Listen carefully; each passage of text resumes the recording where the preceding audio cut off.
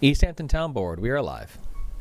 Good morning, everyone, and welcome to the September 5th work session of the East Hampton Town Board, affectionately known today as Tumbleweed Tuesday. Welcome all.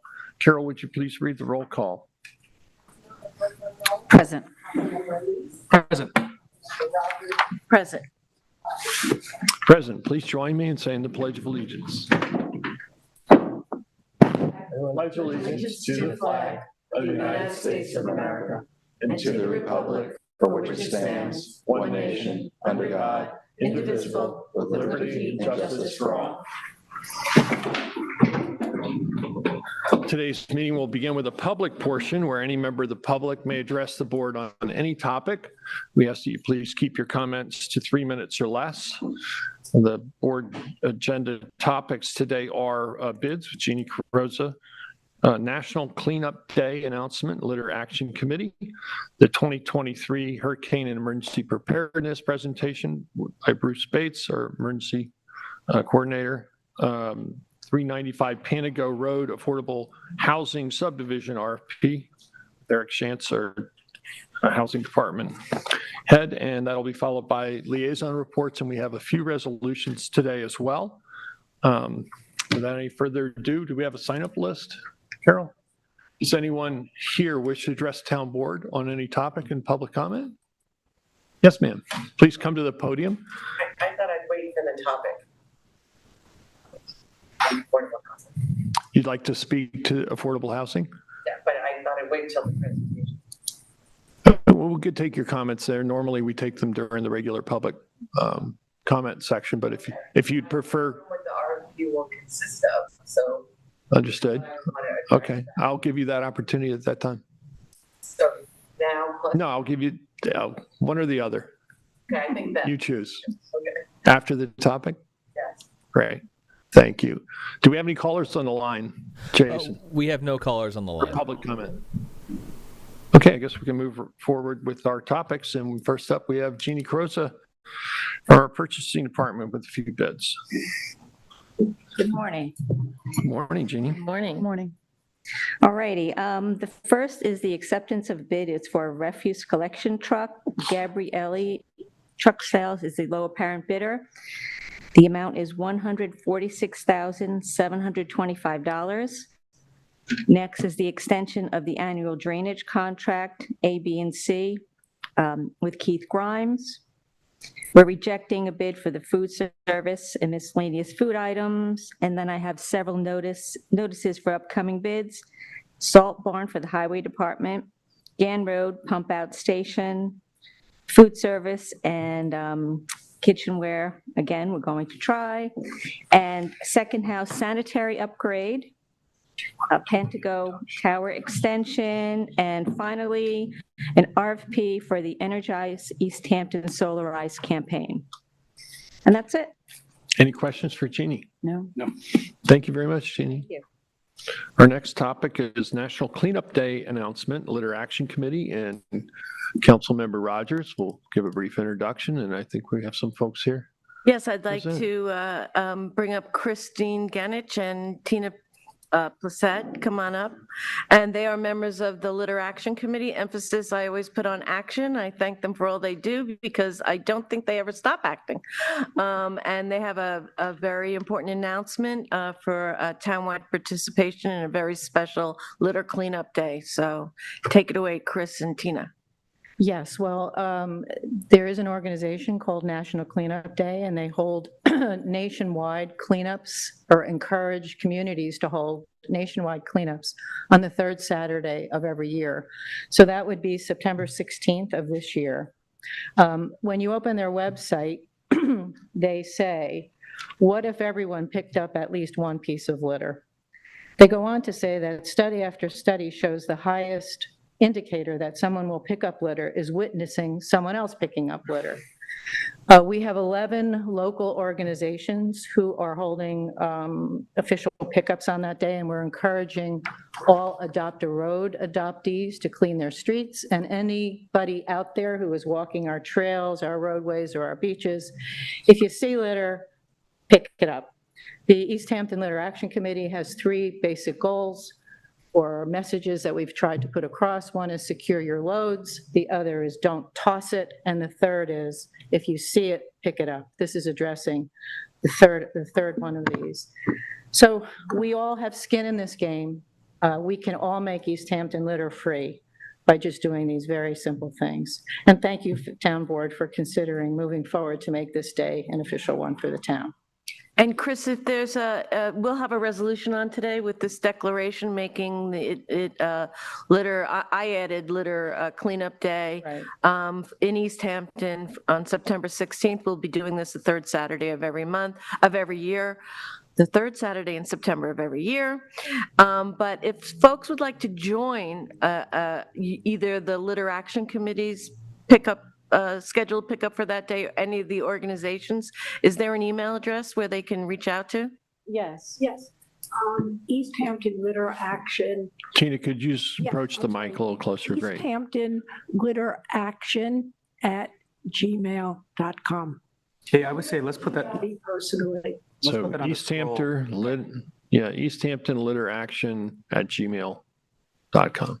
We Great. also have a listing of all the participating groups, and we're happy to share that with you, Kate, and we'll be putting out a press release. And we'll get that up on the scroll and do a social media shout out. Terrific.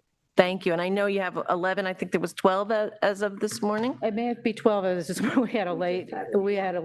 So there's still addition. time also to join. Oh, gosh, you can just show up. It gives with the point where people are meeting, who the leader is at that for that particular organization. They're from Wayne-Scott to Montauk. Every hamlet has at least one pickup. And am I correct also for the Adopt a Highway program, you can go down to Highway Department, get yourself garbage bags and other necessary means. Right. That's part of that program also. So if you're one of those participants on there, please reach out also to myself or the Highway Department. Thank you. So will the press release then specify who the leader is and all of those events So so we that have we all can, that information we will be sharing. so folks will know who to Their email contact? address, the time it starts, and the point that they're meeting. Awesome. Thank you, ladies. Okay, Great, thank you so much. Here. Next up is the 2023 Hurricane Emergency Preparedness, and we have Bruce Spates with us today. We are now fully within the storm season here for the east end of Long Island.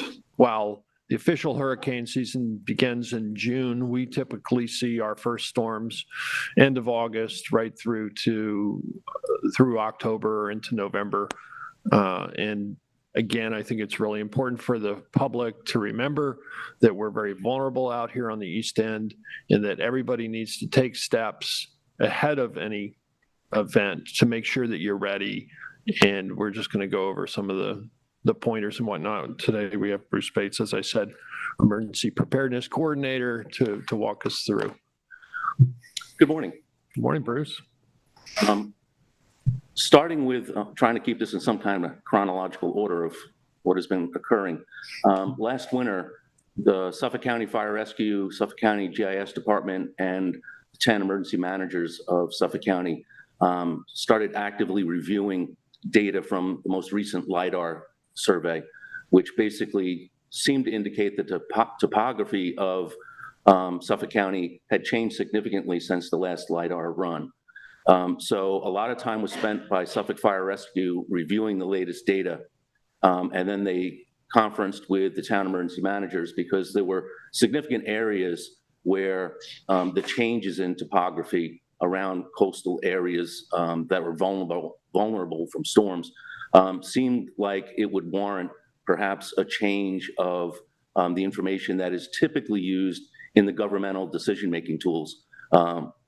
Most notably HURRAVAC, which is an online resource which takes the data from the National Hurricane Center with the daily updates or every 6-hour updates, and then it extrapolates it into what is forecast, and you can see in your particular region what the severity will be and what areas will be impacted. That is a tool that is available to the governmental emergency managers, and we use that, as do most of the emergency managers in Suffolk County. So after the review by Suffolk, they shared that information with the town emergency managers. And there was, we collectively felt, enough significant data changes that we requested through the state of New York to get their approval to request the federal government to modify the information that is displayed on this HERVAC information. To give it a little bit of a magnifying glass onto how that could impact us. In the old HERVAC or the existing HERVAC program, if you had a roadway that was one way in, one way out, and part of it could be impacted by flooding during a storm, they would basically put that entire roadway in the flood zone, even though only part of it would be impacted.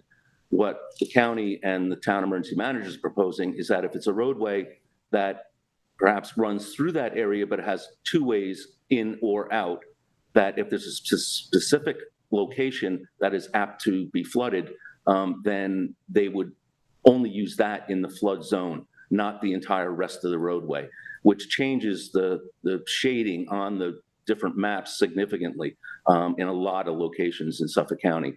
So that was approved by the state of New York. It's been forwarded to the federal government. Suffolk has posted it on their GIS map for hurricane storm surge, which also includes shelters, where they're located, whether they're open, whether they're closed. So it's good information to have favored on your computer. The federal government hasn't put it into service yet as far as what we requested, but that's what we've been actively pursuing. Totally local. As we do every year, we had a meeting of the various department heads of the town that participate in preparedness and response to this type of event. That happened in June. We reviewed with them what their responsibilities are, because a lot of them, much like happened during the pandemic, their day-to-day business is not what it typically would be during the rest of the year. So we reviewed that because we do have a couple of new members on board as far as department heads, and we know there's quite a few different personnel changes within those departments. So Ed Michaels and I went over these items, suggested that the department heads review what they have written down that we worked on last year, and make sure that their staff index is up to date as far as names, contact phone numbers, physical addresses, et cetera. So they would be able to contact them, advise them, what was going on, urge them to have conferences with their staff well prior if we think we're going to have an event, and also to brief their staff as to what their responsibilities are going to be after the event. We did a follow-up meeting in August with those same department heads to make sure that they had gone through and done what we had requested. They all stated that they had done that, and they're all up to date. We reviewed a few other items, just normal housekeeping as far as, prior to making sure all your vehicles are accounted for, they're fueled up fully, everybody knows the operational procedures. So basically that's what we have done to this point. Obviously, it's been very active the last few weeks as far as tropical disturbances. We've been very lucky, and hopefully that continues. We do have a few more kind of out there right now that are not materialized into anything big yet, but we're going to continue to monitor as we always do.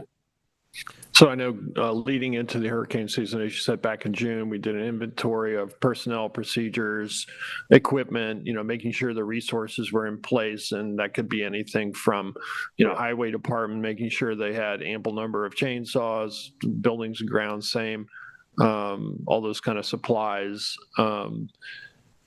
Having procedures in place to prepare for the storm, whether it's, removing lifeguard stands from the beach, plugging the access ways with sand ahead of a storm so that there's not going to be inundation, through a breach in a dune.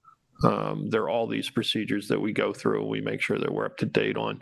And people need to do that for themselves as well. There are a number of steps that people should take well in advance of any storm coming. You should have fresh batteries. You should have, a means to charge your cell phone.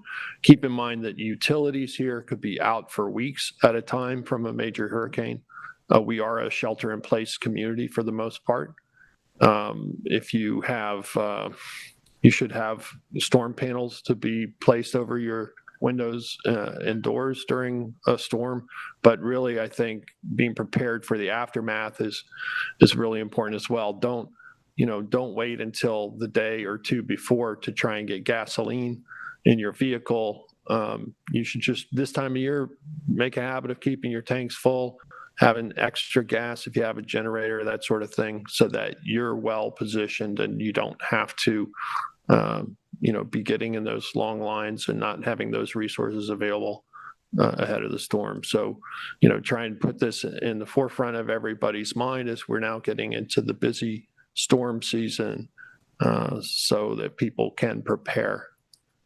Well, it's very important, as you stated, and having the community prepared collectively makes our job a lot easier, because a lot of times if they don't prepare, then after the fact, they become part of the problem. That's exactly right. So you should have, a store of food that doesn't require refrigeration, And know that sort of thing. if you're in a vulnerable area to flooding, know that you're going to leave there, and where are you going to go? Can you go to a friend, family, somewhere else?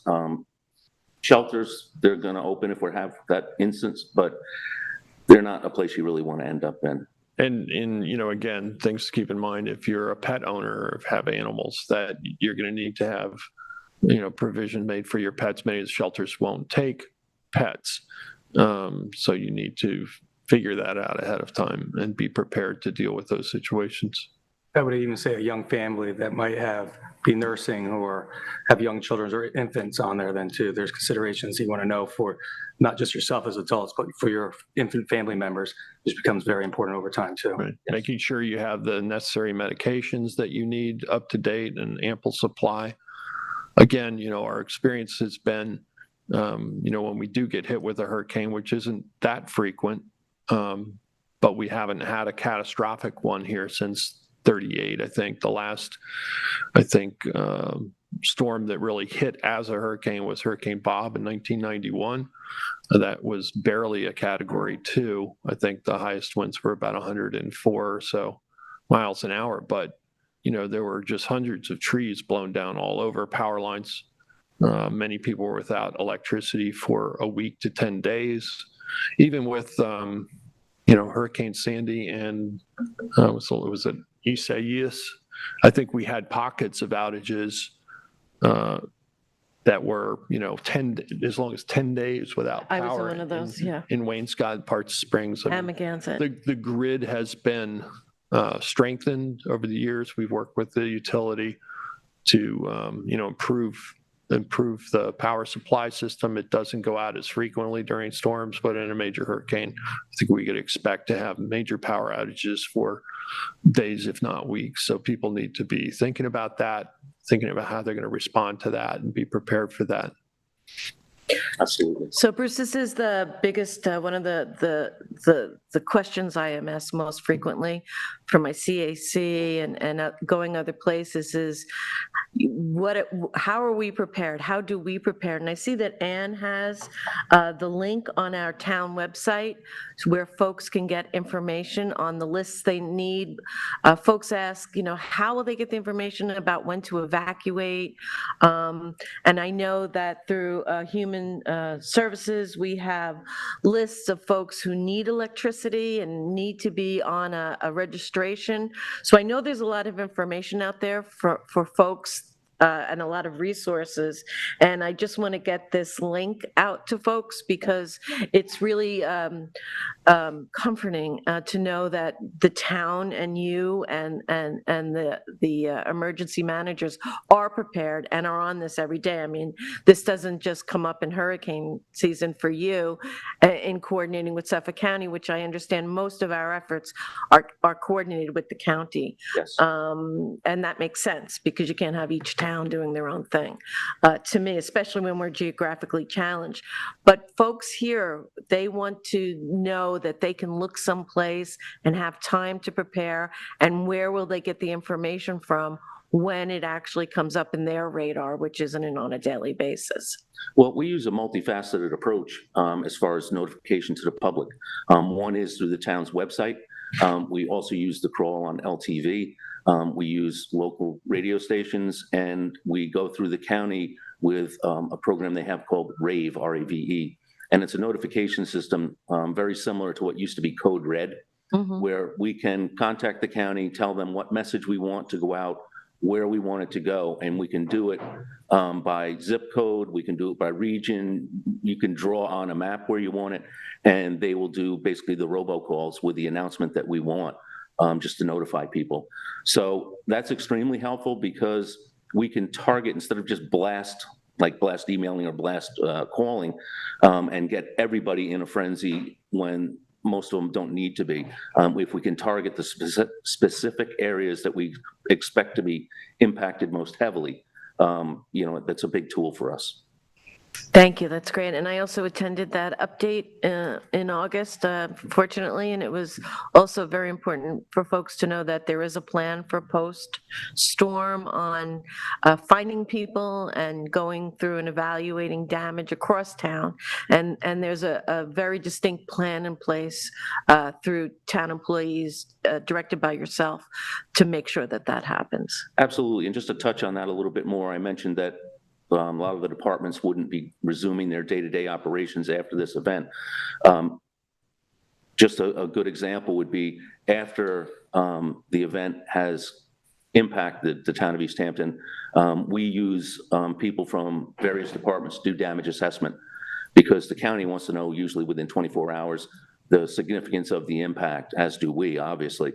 So what we do is we take the building department, ordinance enforcement, and also the fire marshal, and they are charged with doing damage assessment, and they report back to the emergency management. Also, natural resources and harbor masters team up, and they do coastline evaluations, so we can see how severely our shorelines were impacted. So we can tally that also. So those are just some of the changes, but that's how it works, and it is in place. And I'm not going to stand here and suggest it's going to be perfect, because it never will be. But we've got a plan. And I would suggest, from listening to you and attending these meetings, that the most important thing for folks to do is prepare early. Absolutely.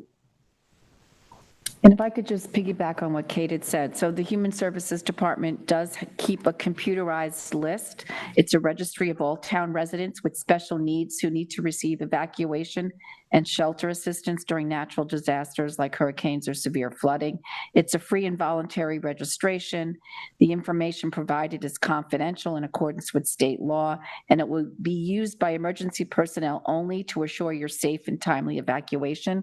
We have applications on the town website. If you go to town departments and click on Human Services, you'll see a tab for Special Needs Emergency Contact List. And I know the application is on there both in English and Spanish. And I know also that our Human Services Department interacts with the fire departments as well to make sure that the list is up to date. They do. And just to follow up on Human Services, in addition to making that list, when the applicant fills out the information, they can check off a box basically that do they want to be contacted prior to any of these events. And a lot of people do, and Human Services is very diligent about checking in with these folks to make sure that they have no unmet needs, and that they have a plan, whether they're going to stay put, whether they're going with friends, family, or whatever. But there's a lot going on behind the scenes, and they do an excellent job. Thank you. So we'd also remind everyone to sign up for the emergency alerts through the town system, and that is up on the screen now. I think Ann has it up. That notification system, and you could receive text messages, updates when there is an emergency, a pending emergency, whatever, responses.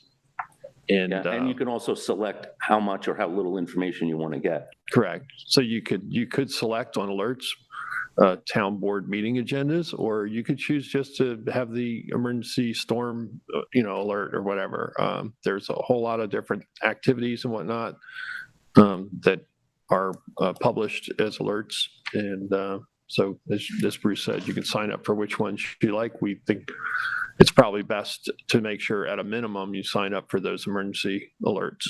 Supervisor's office is one you should sign up for. News flash is one that's pretty important. You'll see it down here, the last one on the screen. And then supervisor's office is a good one, because a lot of times when we post, it generates from that. Press releases go out from that office, right? General conditions is another great one. Are there any questions? I do not. Comments? Great, thank you very much, Bruce. We Thank you. hope that we will not require your services further for the rest of the year. But if we do, it's good to know that you're a resource we can count on. So thank you. Thank for you. that. Have a great day. Thank you, Bruce. Bruce?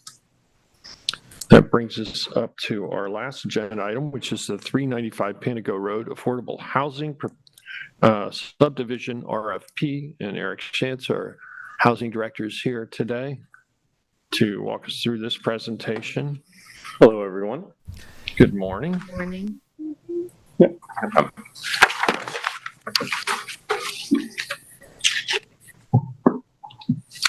So I'm here today to talk about the 395 Panago Affordable Housing Project, specifically the RFP, the request for proposals. As you know, this is a 16-lot affordable home subdivision. The town board has discussed it on numerous occasions. What I'd like to do is sort of give a background of, what we've done so far, where we are, and then discuss the RFP elements. That's going to include everything that the town board wants to see as far as the process of hiring a contractor, not only to finish the road work, but also design homes, and then ultimately construction of those homes. So I'd like the town board to have a conversation and form a consensus on what elements should be in those homes and part of this process. So for example, number of bedrooms, should they have washer dryers, things of that sort, just to aid us in our work to finish out the subdivision process and get this project, get a shovel in the ground for this project. So if you don't mind, yep. So this is just a timeline of what we've done so far. The town board's pretty familiar with all these steps, but basically starting in about 2020, the town purchased this property with a mixture of general municipal funds and CPF fund. As a reminder, the front 7 acres is for this housing project. The back 5 was purchased with CPF. So I won't go through all of these, but basically we've been going through the steps of preparing the property, deciding what the subdivision is going to look like. The planning board has been reviewing this since January of this year. They granted preliminary subdivision approval recently. That is, subdivisions come in the preliminary phase and the final, which we're in now. Preliminary is where most of the details are worked out: lot design, lot placement. SEQR is performed, a public hearing is held. So a lot of that has been completed, but the planning board right now is in the final subdivision process where they're basically working out the details of reserved areas. Are there going to be trails through them? What paperwork needs to be filed? That sort of stuff, cleanup elements. So also along those lines, if you could just go back just one, just quickly, that's all right. We're still obtaining the necessary permits from outside agencies. Those are on track. Health Department has already issued its approval. We're waiting on approval, and the DEC very recently approved the Stormwater Pollution Prevention Plan. We are right now waiting on approval, DEC received the Stormwater Pollution Prevention Plan. They basically said this is complete and acceptable. They haven't issued a formal approval, but we expect that that's going to happen maybe this week. And then the DOT is reviewing the proposal for the curb cut on Montauk Highway. Our engineer who's been contracted, Drew Bennett, has responded to their initial evaluation, and we expect that approval will be received this month, maybe within the next few weeks. So basically, we're on pace to have all necessary approvals for this project, maybe later this month, if not next month. So basically all that planning and permitting that's required before shovel goes in the ground is either completed or just about to be completed. So just as a reminder, this is what the subdivision looks like. Again, 16 lots with a 100-foot wide reserved area at the front, a 50-foot wide buffer that is part of that CPF land, which essentially looks like a flag lot now, with that buffer on the west. And with a code conformant roadway ending in a cul-de-sac for access for all the lots. So basically, One other thing to discuss here, and the town board has discussed this, I basically put this slide up because now is the time for the town board to have a conversation if they want to add or delete anything from this. But we've had discussions about Green Hollow Woods and Whalebone, Green Hollow Woods and Whalebone Woods, and some of the homes within those subdivisions having improvements made on them where they no longer are affordable. Our process generally works with buying back from an original owner the home and the property and then putting it back into the affordable home ownership program. We can't do that if a homeowner has improved the property to the point where it's no longer affordable. So the town board for this project, hoping to correct some of those, things that we figured out through going through the process of those subdivisions and keeping these homes affordable, agreed that through the lease agreement that we have, that certain conditions would be enforced. They include basically a restriction on the gross floor area that can go on the property so that you can't have an excessively large home. We've already talked about capping GFA at 10% of lot area. It's otherwise under the code 10% plus 1,600 square feet. So this will keep these homes modest in size. Again, the lots are generally about 13,500 square feet. There's a couple that are a little bit larger, but they're already small lots. So this will keep the homes within an affordable range, at least as far as their overall size.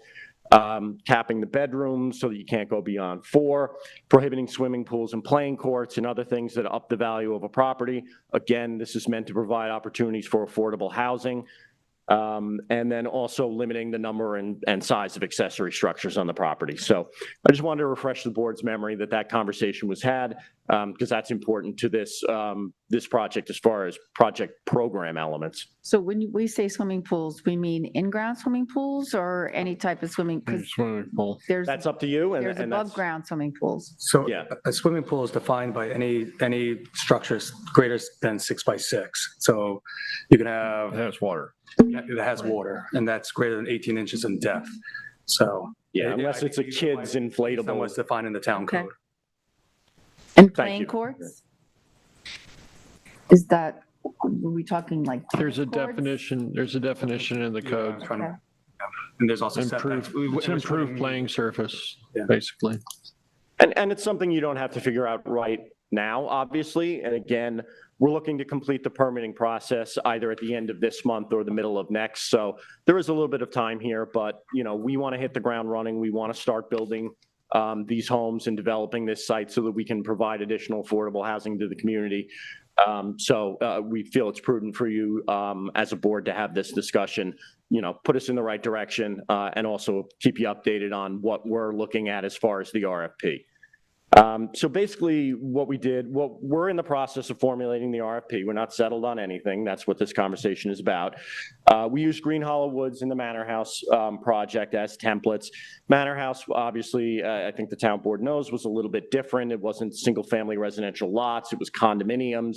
That complicates things a little bit, but a lot of the language and the structure is the same.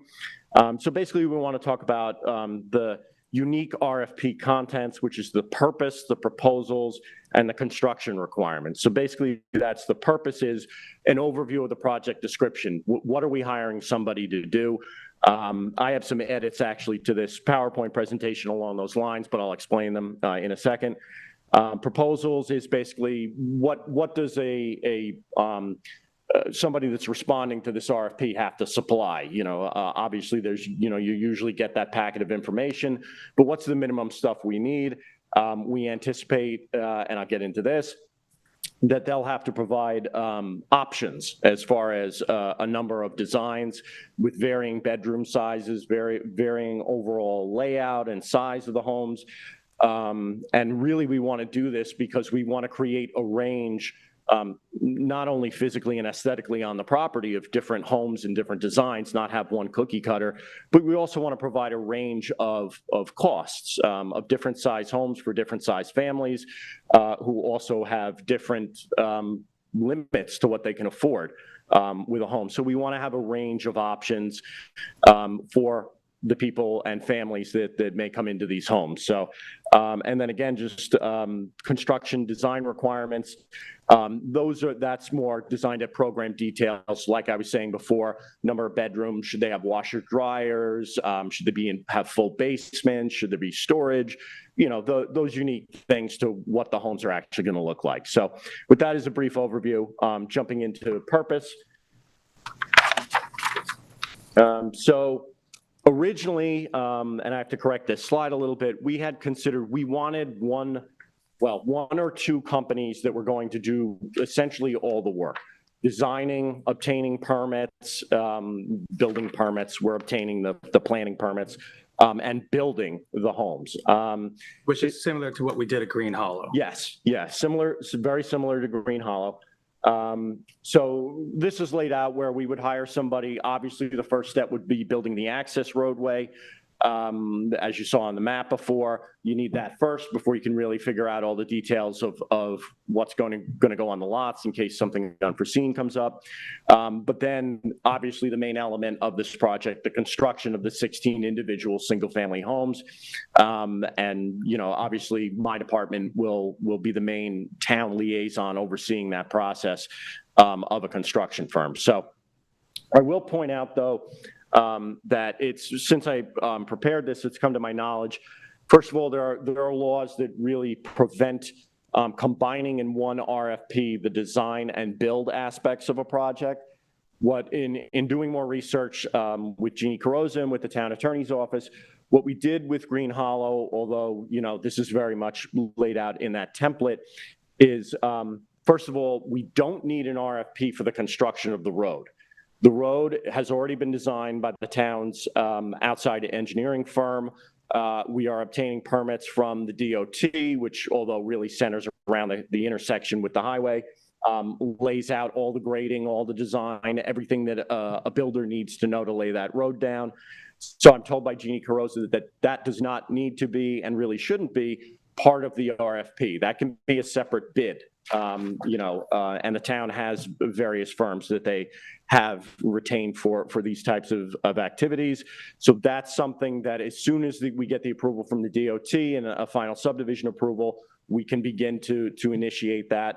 Obviously, everybody knows there's a window for clearing for the northern long-eared bat. I'm still trying to get some more information on that, but basically it is what it is. It's a federally endangered species. We'll comply with any clearing windows on that, but the sooner that we can begin building the road, the better, at least as far as that goes, because we can stay within that window where we're doing minimal disturbance to bat habitat.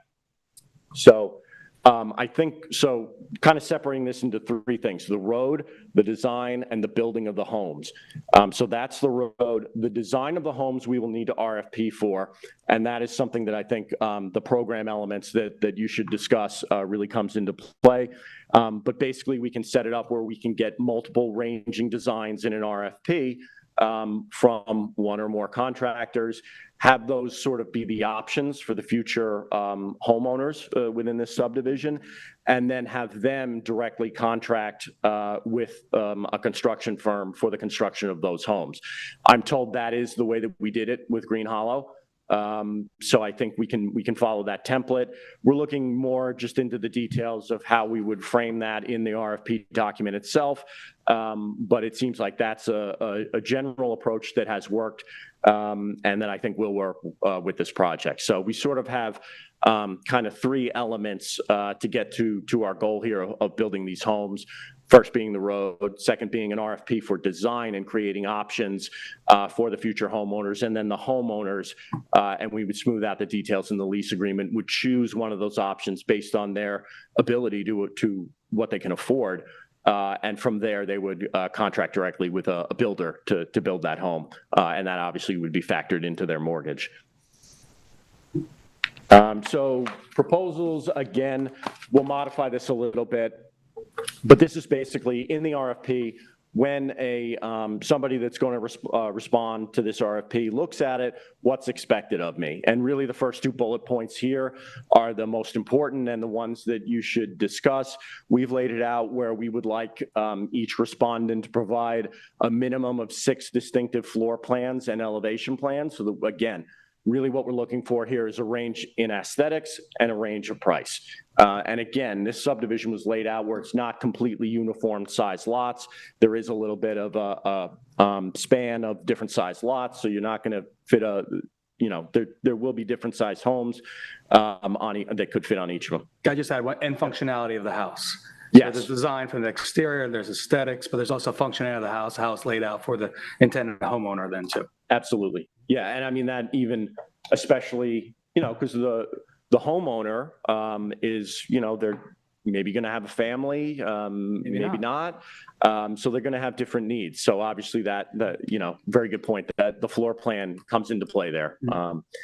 And then again, as I said, but the other key point here is when this respondent to the RFP is providing these plans, what we really need them to do is give us, it doesn't have to be down to the cost of each nail, but a general idea of what these are going to cost to construct, because obviously that's going to factor into finding an individual or family that can afford these homes, and also the future lease agreements, mortgages, all that stuff, obviously.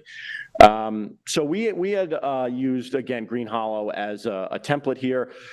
Right now, roughly the idea is selecting at least 2 builders. Again, this mentions construction of the home. Forget about that. We're only looking at design right now. But 2 different builders, 2 different firms, I should say, to provide design plans so that we have a range and a range of options. Because ideally, the firm that creates these options for the home buyer will be the ones doing the construction ultimately. However, they won't be contracting directly with the town. They'll be contracting with those individual home buyers. So again, this is something where necessary permits and all that are going to need to be obtained. So we threw that in there. Again, last point here, we're formulating this, we're bringing it to fruition, but we are not at that step just yet. So we want to hear from the town board if there's concerns, questions, ideas that you have about what we should get from those design firms when we send out the RFP.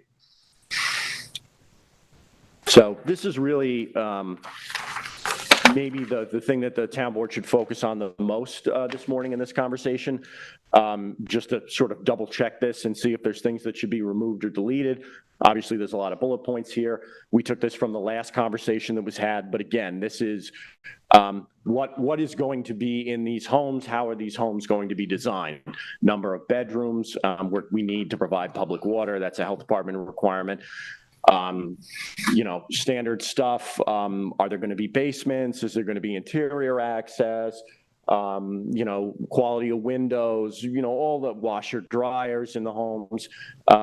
These may change depending upon the designs that we get and when we figure out what cost is going to be. But this is sort of the wish list for the town board, and a conversation that is worth revisiting, if only briefly, just to figure out when in a month or so, when we do contact people to begin designing these homes, what do we want them to look like? What are the minimum elements that we need to see in these homes, in keeping with the spirit of this project? So with that, yep, please. With that, so really we kind of just wanted to open up a discussion from the town board to get us better direction, because we're trying to stay ahead of this. We're trying to expedite this project as much as we can, because as everybody knows, we have a dire need for additional affordable housing units in this town. Again, this is a project that's going to result in 16 lots and 16 homes for families with income constraints, to provide them an opportunity to own and live in the town. So it's a very important project. We're staying on top of it. We want to keep it moving. So just the very last thing that's here is anticipated timeframes. So we are hoping to have all necessary approvals by next month, hopefully, and maybe by the end of this month. We're going to open up the RFP window, anticipating about 3 weeks, go through that process, select somebody, and hopefully we can begin this project, at least in a physical sense, in January. Although if we have all the permits in place for the road work, we may begin that We may begin that sooner. We may begin that in late November, as soon as we can, as far as clearing of trees. So, but that's basically, obviously whenever you see timelines on these presentations, they're subject to change. But just to let you know, we've made a lot of progress and this project is coming very soon. So I guess construction and design requirements, you have a fairly extensive list, and I really think it's pretty inclusive, but to me, it's missing one key element that I would add, and that is that all homes should be capable of having solar exposures for solar panels, and that the systems be sized adequately to be commensurate with the kilowatt usage of the home, so they're well balanced. Have that as a design requirement. I also would just question whether or not having cable in all of the bedrooms and living room is necessary. I wonder if this particular location isn't available, if fiber isn't available there. And we should plan on fiber instead. Those systems don't require internal wiring. They work off of wireless routers and have higher capacity than traditional coax cable. I'll look into that. Same with the telephone lines. I'm not sure either of those are really necessary at this point with the technological changes. Yeah, probably more of an option for the homeowner than this. There should be something coming to the house, but. We also talked about the last time, I believe, that the homes were going to be all electric. Correct.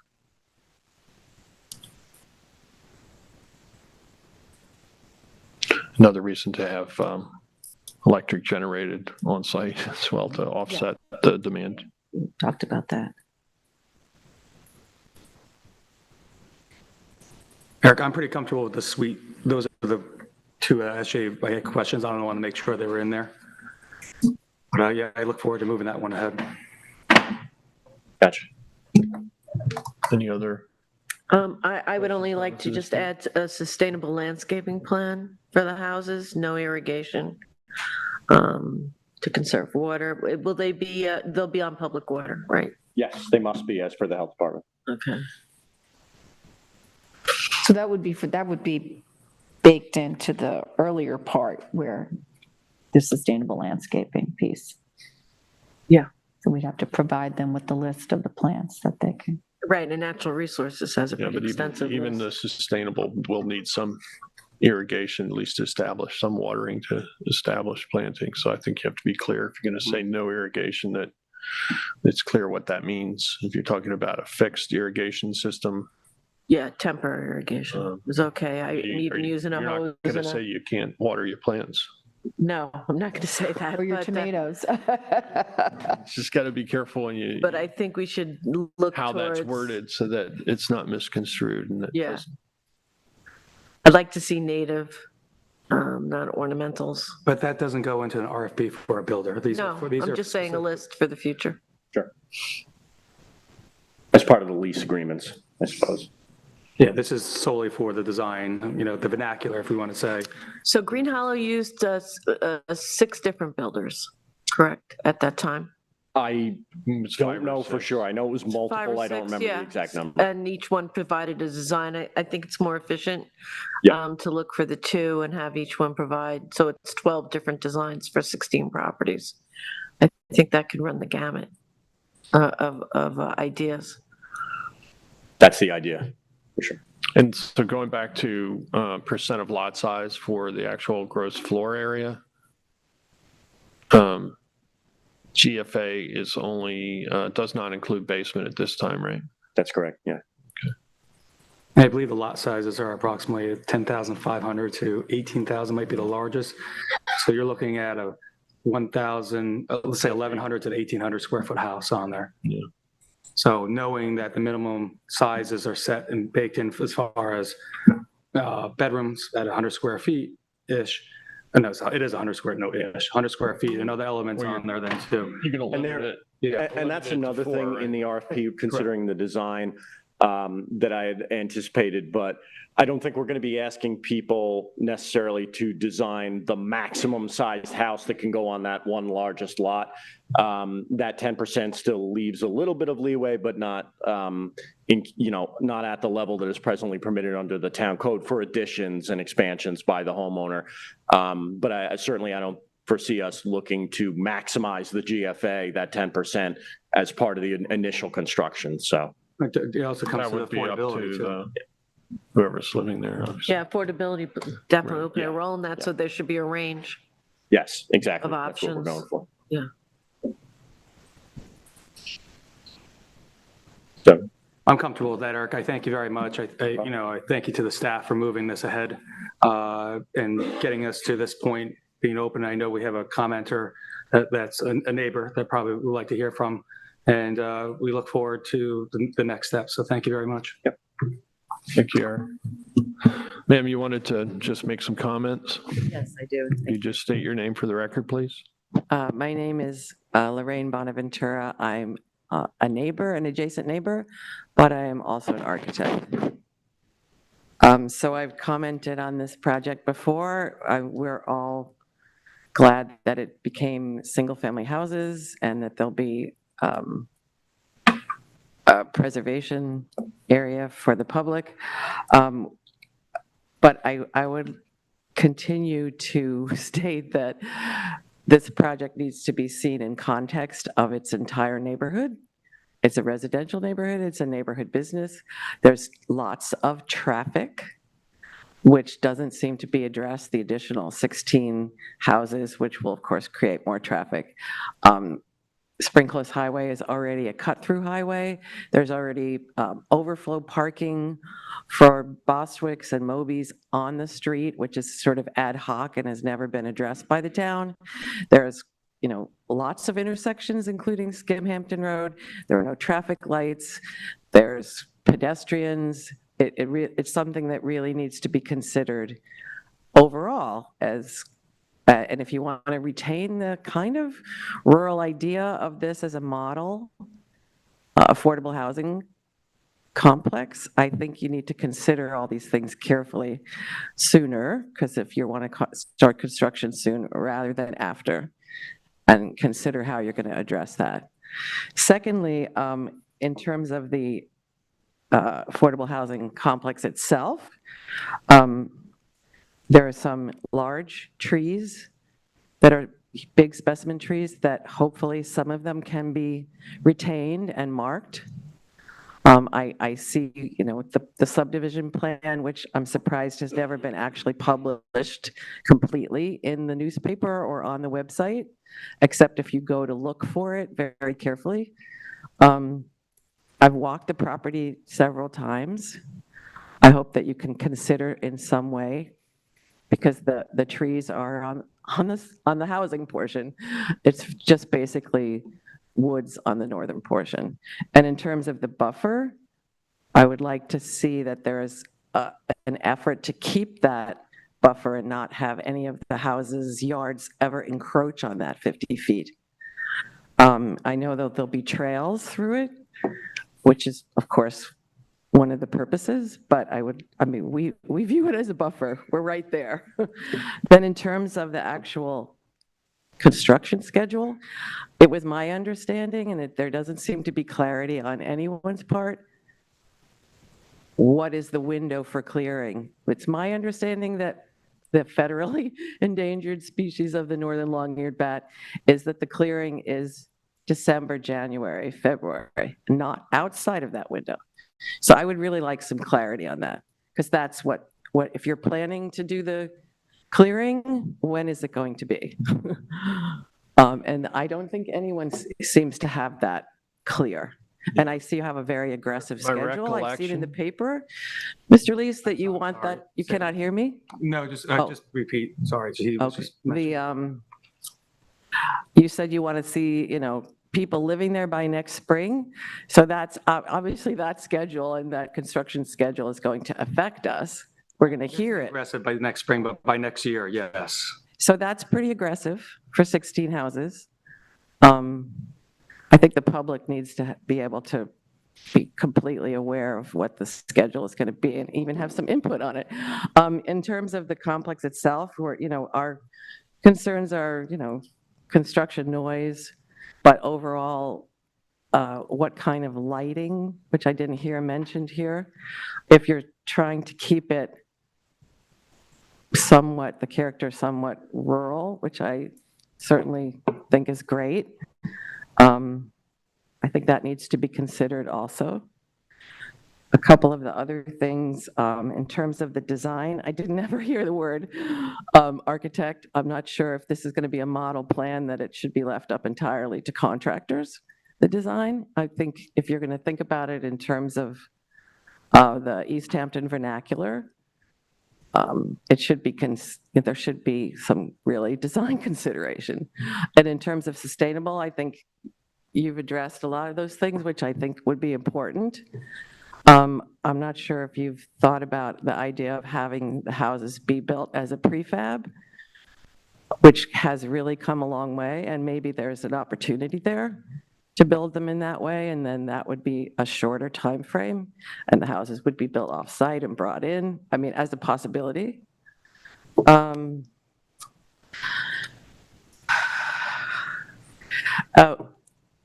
A couple of the other things that I was wondering about is, the sustainability I think is important, but I noticed that there's a garage as an accessory structure, and I would hope that there wouldn't be any opportunity for that to be converted into living space and additional people living in each one of those house structures. So with regard to garage, it wouldn't be considered an accessory structure unless it was detached from the principal structure, in which case we're talking about limiting that to 600 square feet, and it would not be, I don't believe we currently allow that for habitation.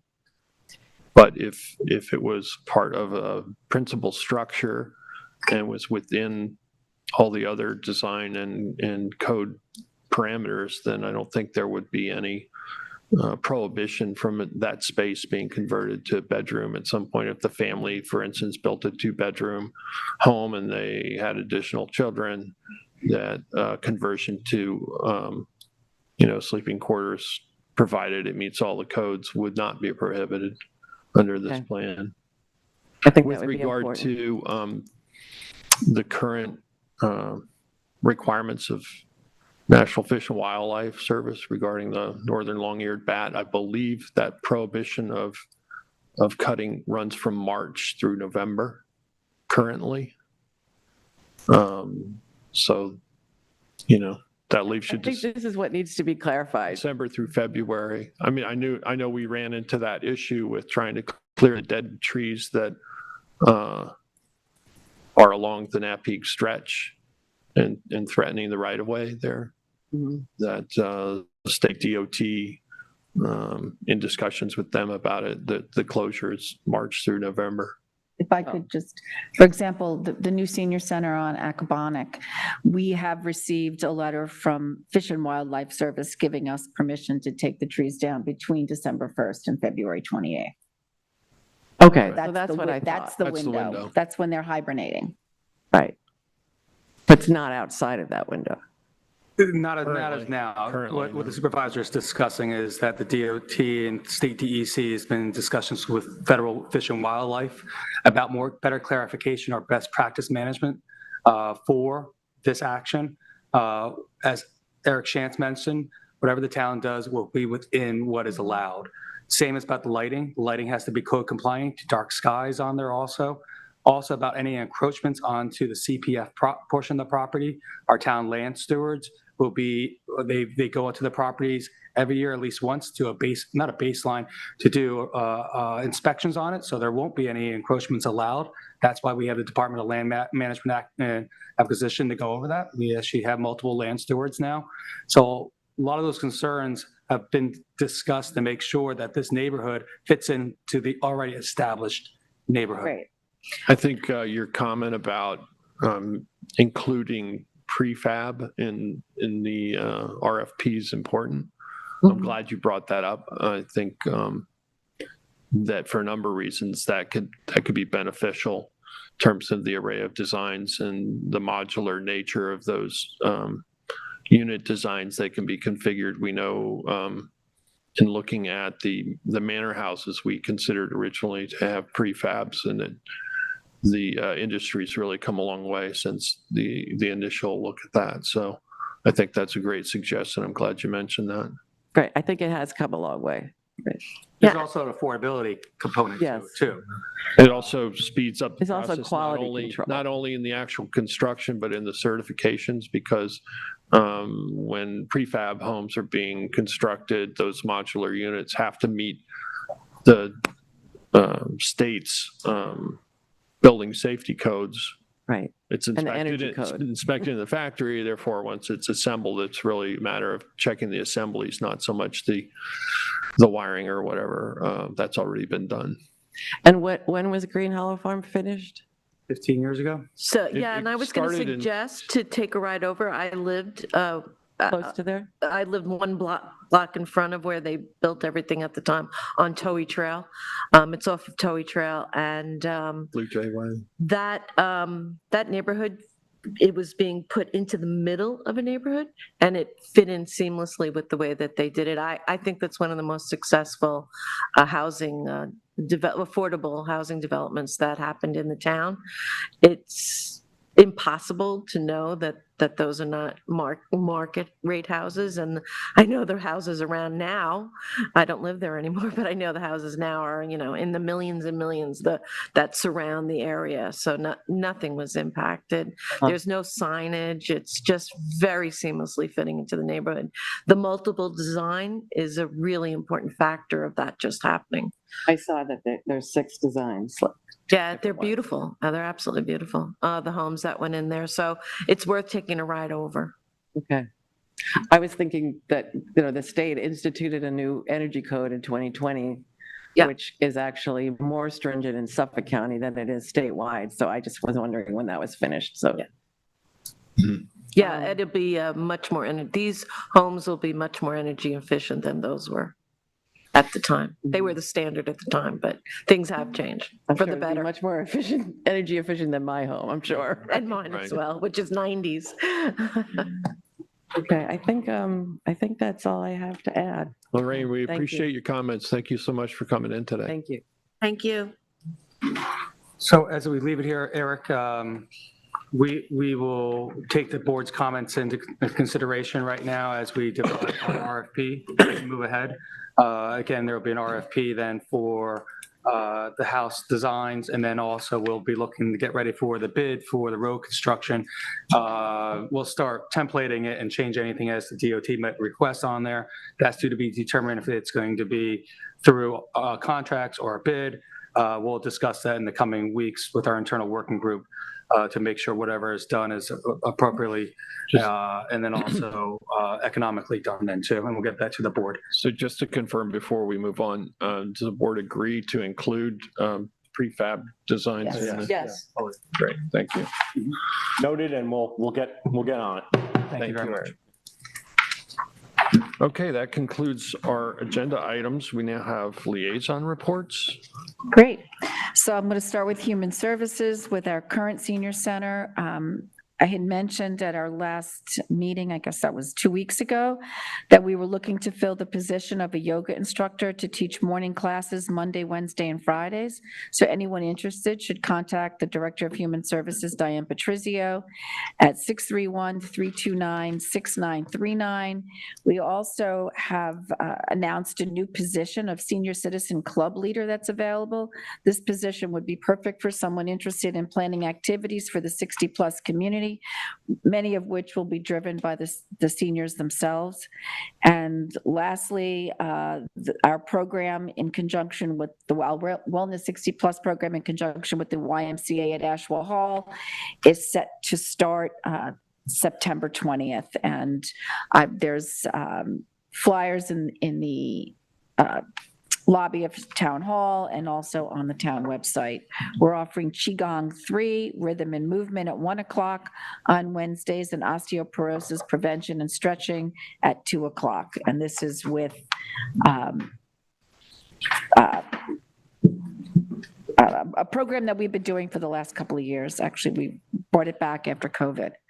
And then I wanted to give an update on the new senior center, starting with the property. Even though the lot has been formally created in the county mapping system, Suffolk County requires that a formal lot line modification process be undertaken to merge the 7 acres purchased by the town with the Terry King Ballfield parcel to the north. The town attorney's office has prepared the lot line modification application for submission to Suffolk County this week, and a separate review by the East Hampton Town Planning Board will follow. Regarding SECRA, Matt Jedlicka of McLean is preparing the long-form environmental assessment form and will be sharing a draft with the town in mid-October. The assessment will articulate and review potential impacts from clearing, construction, and operation of the proposed facility and its operations. The EAF will be presented to the town board and subject to a full public hearing process this fall and winter, and the town board is the lead agency for that project. In addition, the EAF and possible environmental impacts will be reviewed by the planning board. While not part of the SECRA process, the ARB will also review the application and offer comments to the town board in accordance with their responsibilities under town code. We've also need to do a traffic study that came up when we went to the planning board back in June. So McLean has collected the traffic data. They did that last week, reflecting the busiest conditions possible. We should see internally a draft report towards the end of September. The study looks at intersections of Abraham's Path and Montauk Highway, Abraham's Path and Town Lane, total projected traffic into and out of the new site, and using existing and projected program schedules, staffing, and deliveries with expected peak volume in the morning hours. Regarding clearing, what I had just mentioned, project representatives have met with the U.S. Fish and Wildlife Services and determined that with proper assessments and documentation, clearing can take place between December 1st and February 28th. A bid for the clearing work is expected to be released in early November, with work expected in early to mid-January. So that's an update on the new center. I did want to just confirm with my colleagues that we do wish to move forward with the geothermal in the new center, closed looped. Yes. Okay, great. And then just last week, Parks posted the sign at 403 Abraham's Path saying future home, which, you know, we're gaining momentum here, which is really exciting. That's a good feeling. Absolutely. And then I just wanted to note that the Wainscott CAC is meeting this Saturday via Zoom at 9 a.m., and I'm going to be covering it this month. And I just wanted to follow up on a couple of things in preparation for that meeting. We did get a recommendation from their traffic subcommittee on potential stop signs and crosswalks that need to be repainted. I've sent that on to Barnaby for mapping so that we can review it internally with the chief, you know, PD, highway, and with town board members. So that probably won't come back to the CAC till at least October. We also talked about there was some confusion with how to register a complaint and what system to use. We've got Robert Grotel from Plain Noise coming to the next week's town board meeting, the September 12th. He's going to be doing that remotely so that he can share data on this Plain Noise system that the town contracts with. And then lastly, there was a discussion at the last CAC meeting about the operations and complaints analysis for 2022. I'm hoping that HMMH is getting us that proposal so that we can hire them to do that analysis, because that was requested. And then lastly, we had talked about internally that it would be great for our grants coordinator, Jen Campbell, to come to next Tuesday's meeting to give us an update on the grants that we've received and are in process, and also to educate us and give us an overview of the New York State Clean Water, Clean Air, and Green Jobs Environmental Bond Act, so we can figure out, you know, what we could apply for. And that's my report for today. Great. Kathy, the Wainscott traffic measures, Was the crosswalk repainting, I think you mentioned, was that just forwarded to highway? Because that seems like just a maintenance I issue. think they have multiple requests, not just the one. I that's understand that, currently. but I'm just asking if Well, you had that, sent an that really email to shouldn't have to go Steve. to any kind of a special. They repainted the one at the school. I don't know if these are new requests or old ones that just need to be repainted. I don't know. I'm not aware of any others. I believe I have their proposal. I can go through it and let you know. I mean, the maintenance issues, we should just try to get those done. And obviously the request for maybe new signage and other measures we should really convene a meeting with highway, PD. The maintenance ones. Some of them are new that they're requesting, at least No, one I of them is. understand. I just want to separate out the maintenance stuff and make sure we just get on that and get that done. Great, thank you. Sure. I have a liaison report. I'd like to start. First of all, I want to say congratulations to the East Hampton Town Lifeguards. The final week of the season was a complete success. This is in the words of Chief Lifeguard John Ryan Jr. The high surf generated from Hurricane Franklin required a removal of all stands that were closed for the season. The remaining stands were moved to higher grounds. The beaches were closed for swimming on Wednesday with a no flag condition and Thursday with red flag conditions, but Friday through Sunday, yellow flag conditions due to heavy rip currents. Town lifeguards did a great job advising the public in unprotected areas of the dangers, rip currents, especially on Sunday, where a record number of patrons flocked to beaches. To do so, they use a lot of our ATVs and also our side-by-sides. I want to thank the town board for supporting the purchase of those ahead of the typical capital program, because it did get them onto the beaches for this season. There was an Atlantic Digs charity volleyball tournament at Atlantic Avenue this past Sunday, well received by the patrons. Also, in addition to the Red Devils swim, which had a success of 158 swimmers, many of who were junior lifeguards. The town lifeguards also ran their final ocean lifeguard certification test this past Sunday too. It was a great day at the beach. Labor Day morning brought a well-deserved relief for the crowds and spectacular display of marine life up close. I witnessed a lot of whales personally. The whales are putting on a show as they fed on massive pods of krill. The town did utilize the drones to make sure no dangerous marine life were in the swim areas. Moving forward to postseason, the East Hampton Town Lifeguards will be keeping Indian Wells, Atlantic Avenue, South Edison, and Dish Plain open for the next 2 weekends. All other beaches will be posted with no lifeguards on duty, swimming prohibited signs. It's a blessing and a curse today.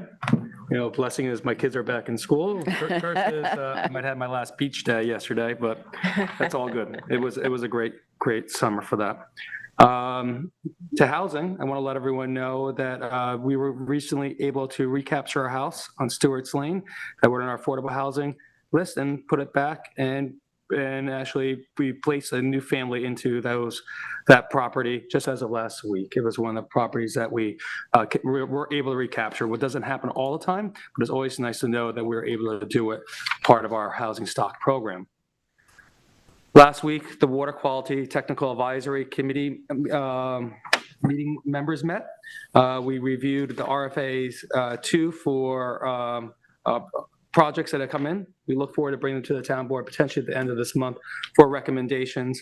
We also had one individual in public comment period that was asking for greater funding for his home and his project, and some of the funding didn't meet eligibility, re-roofing of sheds and such, and he was questioning the reasons why not then too. The Montauk Playhouse Building Committee has met the last couple of weeks in a row, and primarily staying on track with the interior design palettes, trying to get the colors and swatches in place.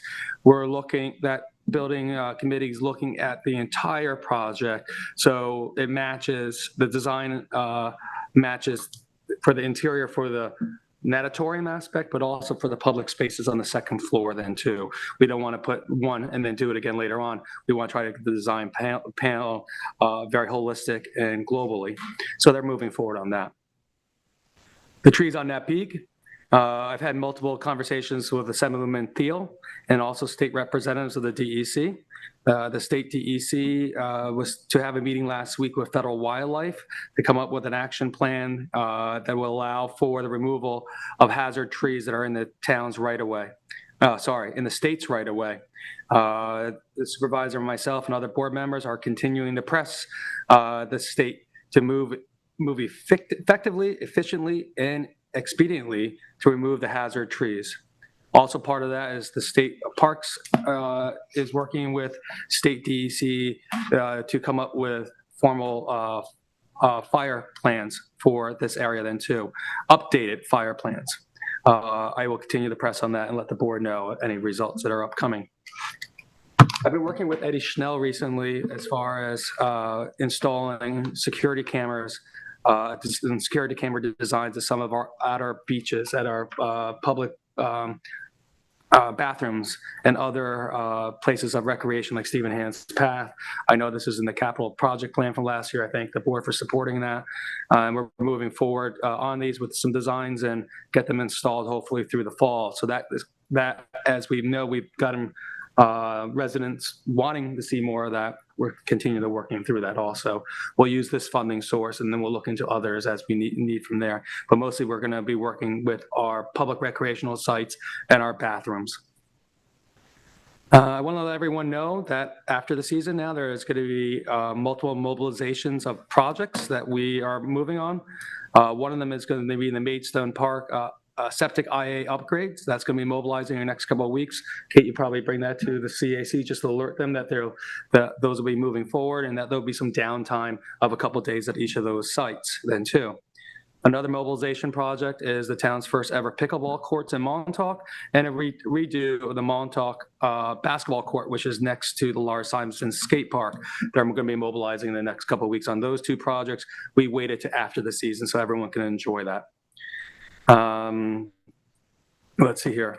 I want to, bless you. I want to let everyone know the season is still here. It still is summer. There's a wonderful weekends of enjoyment ahead right now for residents and visitors and businesses alike. I know I won't get to them all, but the Montauk Seafood Festival is this coming weekend. We have the largest clam contest upcoming, Maritime History Day, Fall Festival of Montauk, other locations, and more specifically, the 375th anniversary of the town parade, which is on September 23rd. I say this to you every year. I got a picture I want to show my town board members. This is a picture, the annual picture. Today is the first day of school. This is a picture of my 4 kids going to school. Okay? Hating the picture that mom and dad are taking of them. Growing up fast. So you're covering senior year to first grade. I got a senior to a first grader. I do. You have 2 in high school? I have 2 in high school. I have 2 everywhere, seems like. Yeah. So let's just be honest. Let's all be aware of our kids. Let's drive carefully. Let's not pass a school bus that is stopped with a stop sign on it. That's just foolish. Kids are walking to school. Kids are out there. They're on our at our crosswalks. Let's just take a breather, take some time to let the kids that get to school and enjoy them. They are our future out here. Next, let's go spectate at our school sports. This goes from Montauk to the Mustangs, to the Ospreys, to Amagansett, to the Bonnick, I call it Bonnick Tech, to the Bonnickers then too. There's plenty of school sports out there right now, okay? Go enjoy it. Go see them. Go cheer them on. Go cheer the other kids on from the other schools because they're all just kids right now. They love that. I will be that dad there. My wife will be that mom there. I know we've been those parents also. But that's what makes community special right now. Let's support our students. Let's be careful of our students. Let's protect them. And let's go celebrate East Hampton in the fall that's upcoming. And that's all I have. Thank you. Back to school. Thanks for that reminder, David. Thank you, David. The spring CAC met and they took up a number of issues. One, they spoke about asking the town to bring in a consultant to look at which roads and springs can have a bike path and a walking path. This is based on the tremendous success and it's felt through the Springs community of the bike path and walk and sidewalk going up Springs Fireplace Road. It gets a lot of use and they would like to see where else they can place either a bike path or a pedestrian paths for safety. They're always interested in moving forward, and they're appreciative of the work that's being done at the cell tower in Camp Blue Bay. They look forward to the adoption of the wireless master plan. As you know, Springs continues to suffer from cell phone service issues, and they are looking forward to all the work that can be done to address that. They were also very interested in the presentation by Bruce Bates today, and request us sending out, as we said we would, the information on where folks can look at the latest preparedness information, and that was addressed today. Speeding remains an issue. David, they are very appreciative of the cameras and seem to want one on every corner in Springs because of the speeding that remains an issue, and I'm happy that you brought up that the kids will be back on the roads as well. It's getting darker earlier, and we just need, after the season, I just want to emphasize again to take that breath and to remember we have kids coming home on late buses, and to just take that extra moment. Early buses too. Early buses Like as before well. light. Yeah, before light. So please, let's just be mindful of speeding and just take that postseason breath.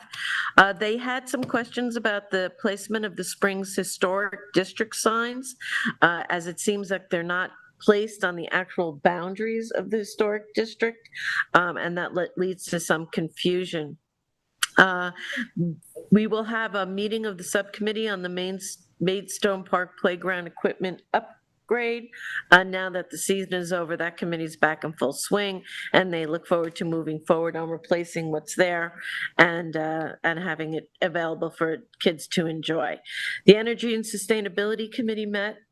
This was prior to the all-electric presentation. They would like some feedback on whether we're going to move forward with that recommendation, and I'll send around an email asking folks if they have any additional questions or where they would like to stand on that.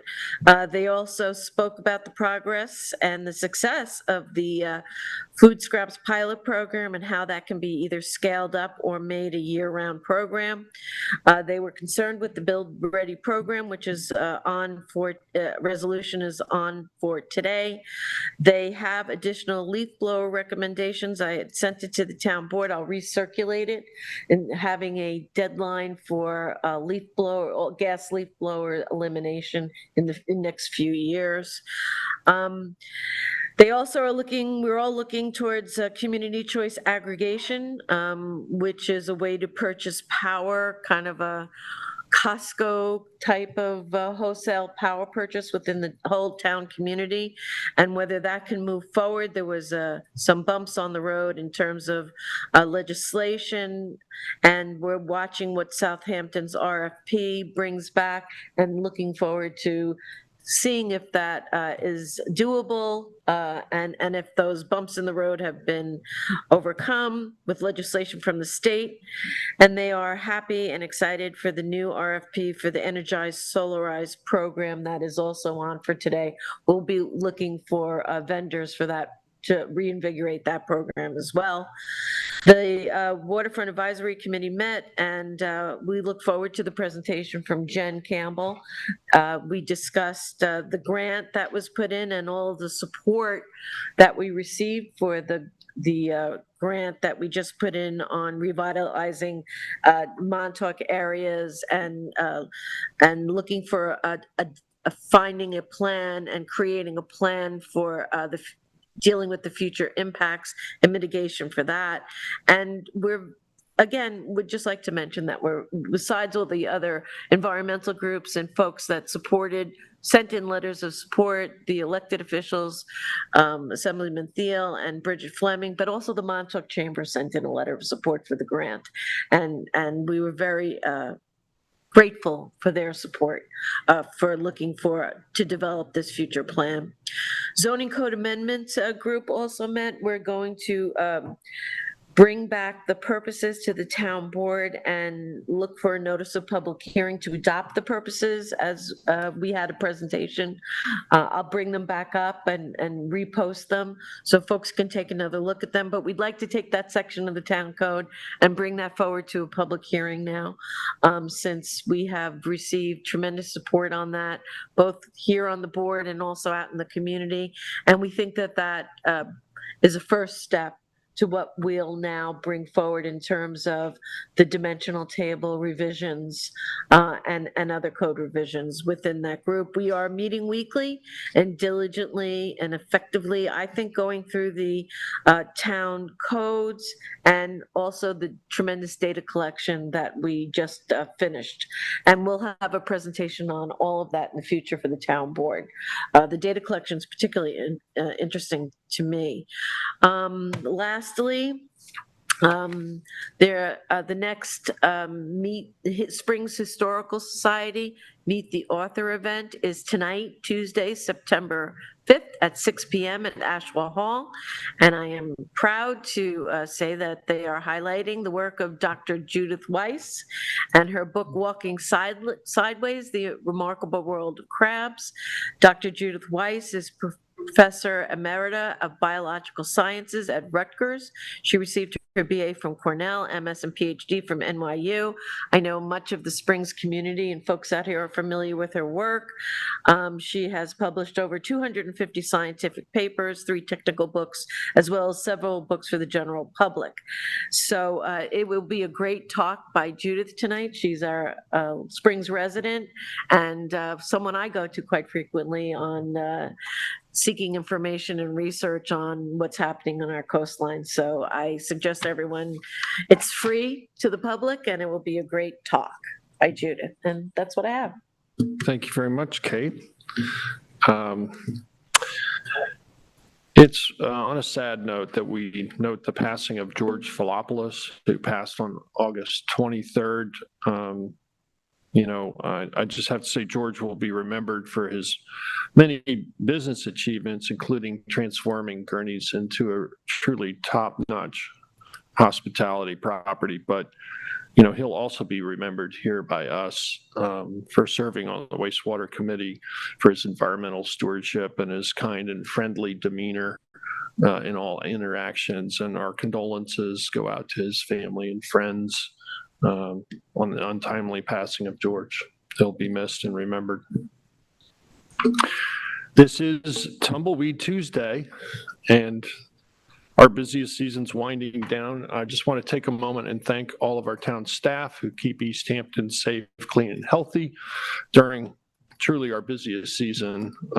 Buildings and grounds, Parks and Rec, lifeguards, enforcement, emergency services personnel, everybody takes on an extra load of work during our very busy season.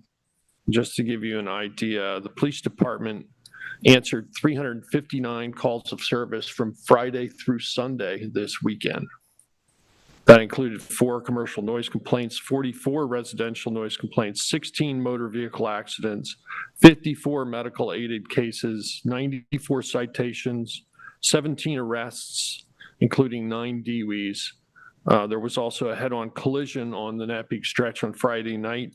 Fortunately, only resulted in minor injuries, but very, very busy traffic volume. Marine Patrol had 76 calls for service, 42 violations, 28 parking tickets, and code enforcement had 741 cases from Memorial Day to Labor Day, 150 adjudicated bureau tickets, 74 field appearance tickets. We're a small town that grows exponentially during the summer season due to our very famous and beautiful beaches primarily. And it puts a lot of stress on our infrastructure, which is really designed for the year-round community, not for the 120,000 plus people that might be out here on any given holiday weekend. But I just want to express my gratitude, particularly our police department, who works so hard under very difficult circumstances all through the season, our fire marshals, all of those town staff that really step up the highway department, which deals with lots of things, the litter on the beaches, parks, buildings, grounds, all pulling together to get us through. And today we'll breathe a brief exhale. And then tomorrow we're still here Wednesday, and we'll get on with the remaining weekends of summer. Things will probably continue to be busy on the weekends as long as the weather holds through Columbus Day weekend in October. But again, my gratitude to all the town staff who've gotten us through to this point. And I think, the general consensus is that, yes, East Hampton is still a really wonderful place to be able to be in the summertime for those who have the time to enjoy it. We've already heard about back-to-school reminders. I'll just pass over that. The 375th anniversary parade planning continues. Invitations went out a while back to those to participate. The parade route's now been finalized after a meeting with the village and village PD. It's been decided that it would be better if we staged at Hunting Lane near the village hall instead of at the Hook Mill, given the number of respondents and participants we'll likely have, that the area around the Hook Mill would be too congested and difficult. So we're going to go back to the standard parade route. It's going to be a little bit shorter on Main Street, but then, as you know, we're also continuing it all the way to the high school. So we wanted to make sure that the parade route wasn't more than about a mile at the most. We have a number of participants that walking that mile is too far, and so something like our veterans from the American Legion, whatever, they'll be having vehicles and floats and whatnot for those who maybe can't walk that distance. So that planning goes on. We'll have one more final meeting on the 8th. I think it's the 18th, just to go over last minute details and whatnot. But we'll keep you up to date and put out a lot more information to the public across multiple sources to just inform folks and remind them. We hope that the press will do the same. I know we have representatives from our two local papers here today. Contract negotiations continue this week with the CSEA and the PBA.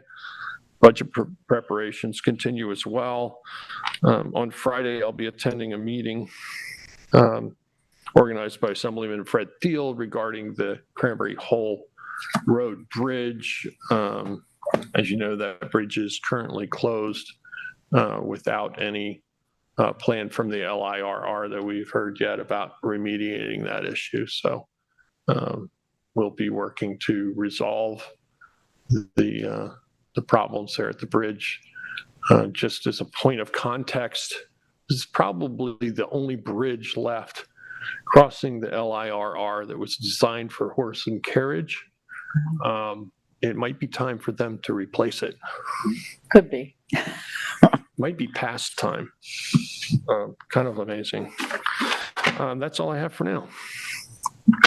So I believe I have the first resolution, which is 2023-1188, and this is for participation agreement for the Just Transition Program, and this is whereas the town of East Hampton and NYSERDA have similar goals to move forward towards a clean energy economy, and the town has been selected to participate in the Just Transition Program, Opportunity Notice PON 4563, and whereas the Just Transition Program fully funds site reuse planning and technical support services to individual municipalities to assess and evaluate power plant and site reuse opportunities valued at up to $150,000. Resolved that the supervisor of the town of East Hampton is authorized to sign and accept the municipality participation agreement provided by NYSERDA. Second. All in favor? Aye. Aye. Aye. Aye, Yes, and and carried. that's at no cost to the town. Resolution 1189 is for groundwater monitoring, a groundwater monitoring plan at the recycling and disposal facility. And this is whereas the town is required by the New York State Department of Environmental Conservation to prepare a groundwater monitoring plan, GMP, for the composting facilities at the town of East Hampton's Recycling and Disposal Center. And whereas FMP Group has expertise and experience to provide a plan for the town. And whereas FMP will prepare a GMP using the template provided by the New York State Department of Environmental Conservation.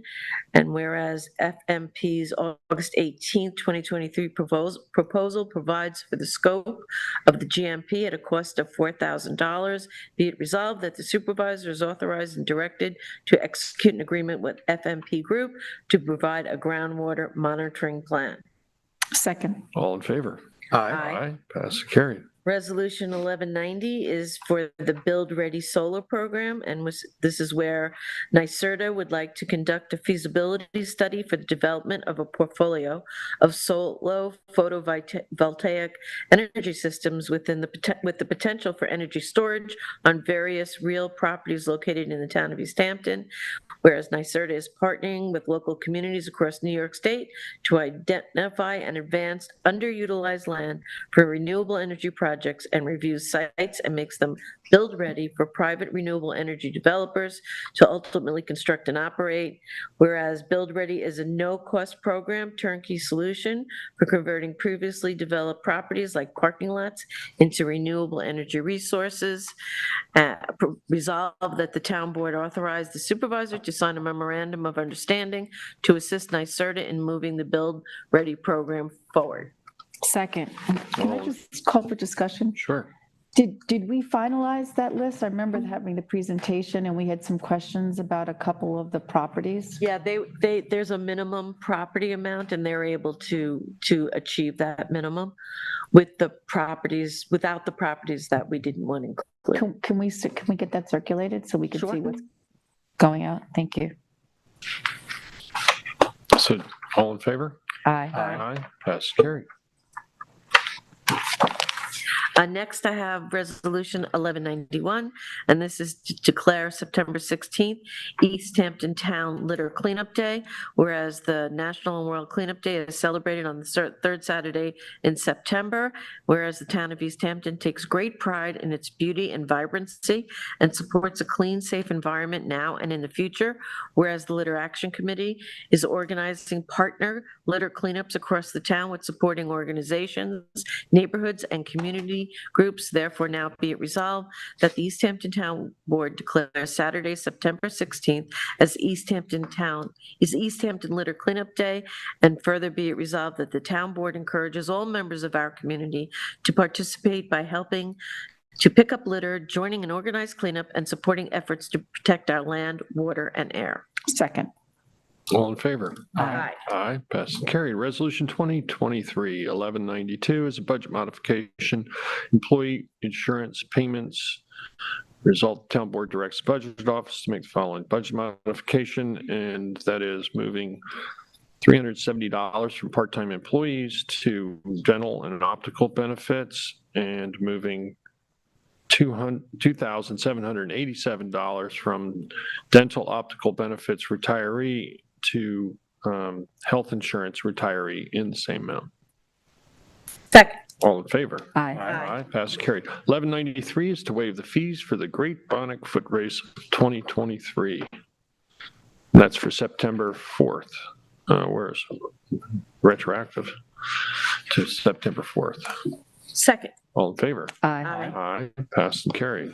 I have a resolution 2023-1194. This is the authorized CPF project plan addition of the property of the state of Bonnie Jacobson, Brad Jacobson, trustee, and Eric Jacobson, trustees, located at tax map 300-39-1-2. We had a public hearing on this on August 17th, 2023.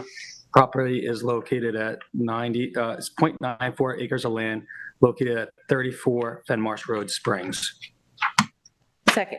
All in favor? Aye. Aye. Passed and carried. 1195 is to authorize the CPF acquisition and amend the 2023 management and stewardship plan for the property at 34 Marsh Road, Springs, tax map 300-39-1-2. Recorder owner is the estate of Bonnie Jacobson, Brad Jacobson, trustee, and Eric Jacobson, trustee. The purchase price is not to exceed $1,750,000. Second. All in favor? Aye. Aye, passed, carried.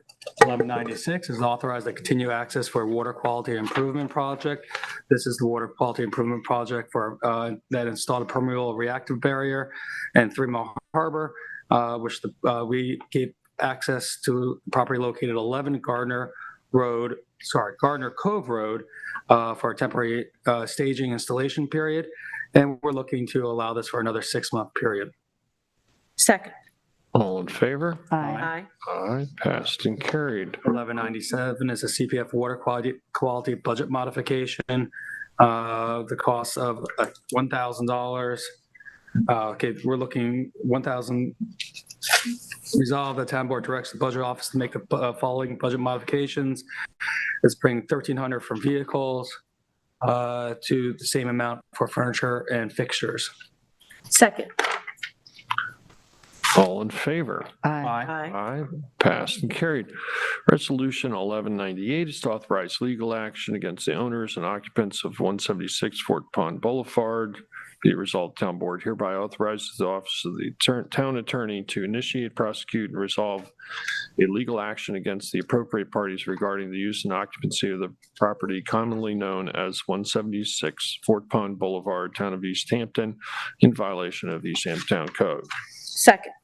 All in favor? Aye. Aye, passed and carried. I'll entertain a motion to go into executive session. I make a motion to go into executive session to discuss CPF, personnel, leases, and advice of counsel. Second. All in favor? Aye. Aye, passed and carried. Stay safe, be well, everyone. Happy tumble.